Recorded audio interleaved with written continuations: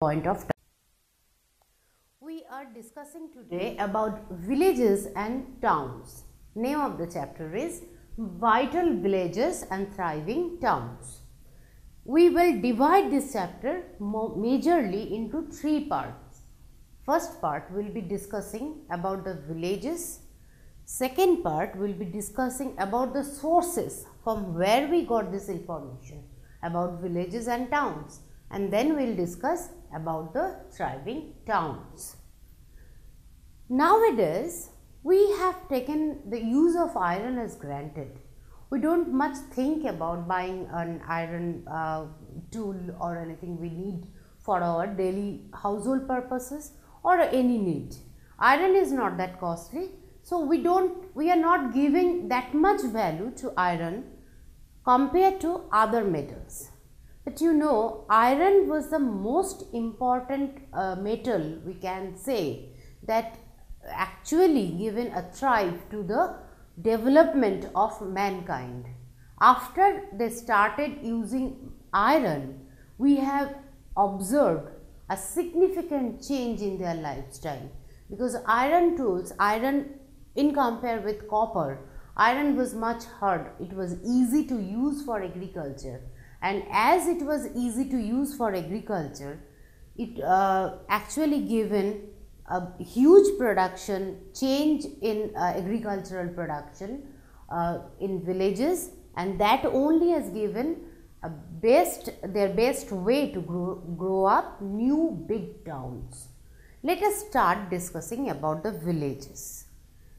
Villages, if you are visiting a village, the first thing that will catch your eyes is big agricultural field. Now this big agricultural field, they need to till the soil. For that they need iron plow. They need water. Now for water, the irrigation system has to be improved. What is irrigation system? Irrigation system is to bring water from nearby water bodies to the agricultural field. So for that also they need to dig the soil to bring water bodies. For that purpose also iron was very much useful. So we have seen that around 2500 years ago, we have seen first the growth of iron tools, that people, a particular group of people, they started manufacturing iron tools, which was very much useful for the people in the villages for the agricultural purpose. Even the kings and the kings for their own kingdoms, even the people, those who have much money to invest, they were now giving support to improve irrigation facility. Those who are in administration, the head of the village, the king or head of the district or the town, they are now trying their best to improve irrigation system. The new tools and the system of transplantation that increased production also, production of agricultural products. Now as a result, they are no more working to get their own food. There was a, we can say, a revolution in their agricultural production. They are now producing much more than their own need. So now they started trading, they started selling it out in the market or sending it to the nearby towns for where the people, those who are working for administration or for the safety of the particular place, they also can get some food items, though they are not working in the agricultural field. Irrigation was, during this time we have seen that there was canals built by the kings, wells in all the houses, as we have seen even in the, when we have studied about Indus Valley civilization, that most of the houses they had their own wells. Even in the agricultural field they had it, and artificial lakes also. So all these were possible because this was the time when we started using iron tools aggressively. Now, which people, though, who are living in the villages? Common village man, definitely they are there. But along with the common people, there are a group of administrative people also, those who are helping to administer the village. There are two types we have seen in North Indian villages and South Indian villages. Let us start with South Indian villages. We have seen that three different kinds of people were there in most of the villages, either in South India or in North India. In South India, we have seen in Tamil region mainly that large landowners, they were there and they were called as velar. So these people, they are actually the controller of the village administration and politics. They were the huge landowner. Under them means, like we can say that ordinary plowmen like uzavar, they were also there. They have small plots of land for their own use, and some few were there, those who were landless laborers. They used to work either for the uzavar or the velar. Now this group of people, landless labor, they used to get some food grains as they are serving to the others' field.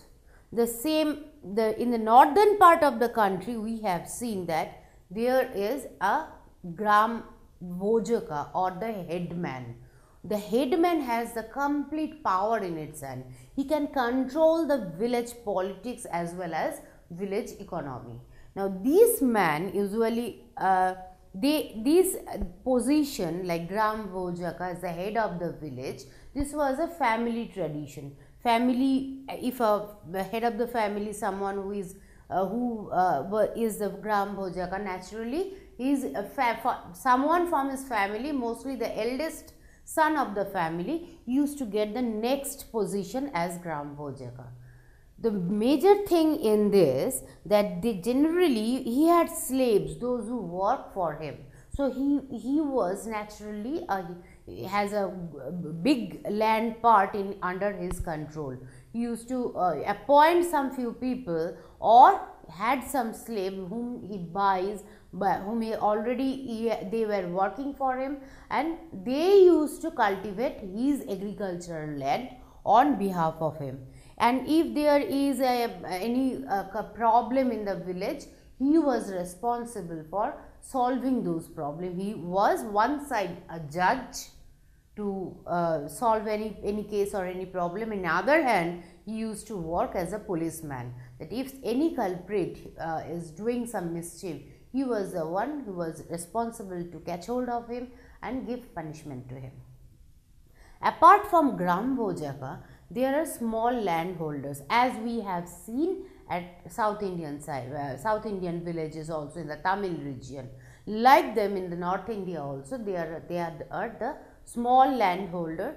Mostly they are known as grihapatis. These grihapatis, they are the head of the family, and by their name a small plot of land it was allotted. It was under their control, and they used to plow their own requirement there, and maybe a little extra that they used to buy using barter system. They used to buy their other needs like the pot or other things. They used to buy from other people, those who are not working in the agricultural field. And the other side, we have seen again here also, some people, they don't have any land, and these are the slaves, these are the landless laborers, karmakaras. They used to work either under grihapatis, some of the grihapatis, or they used to work under gram bojaka as per their requirement. Most villages, there were also some craftspersons, like the people, those who are not working, I told you, those who are not working in the agricultural field, but they supply the need for that, like the person, the ironsmith, who is making those plow or the other tools that is needed for agricultural purpose. So these people, as they are not working in the agricultural field, they also need their food and their daily, whatever the agricultural need they have.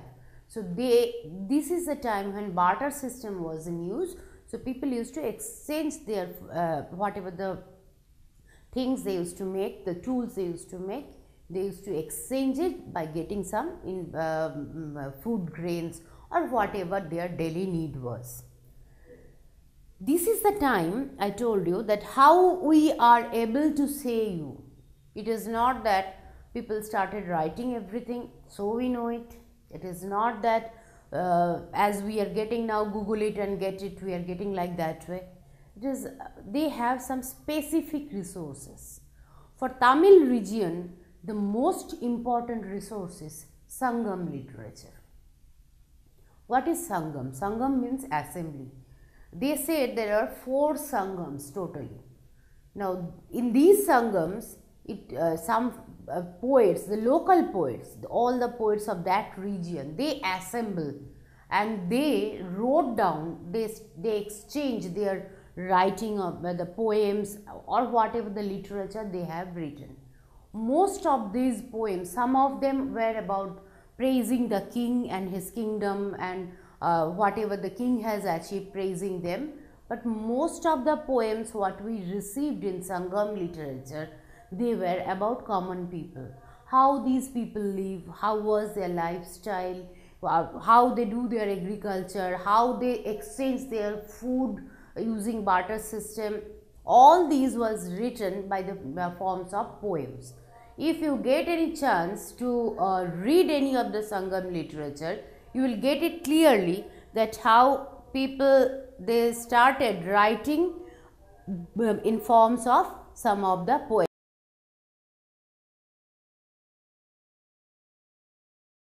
If you like this video, please give a thumbs up. Please subscribe to our channel to get more videos on CBSE syllabus.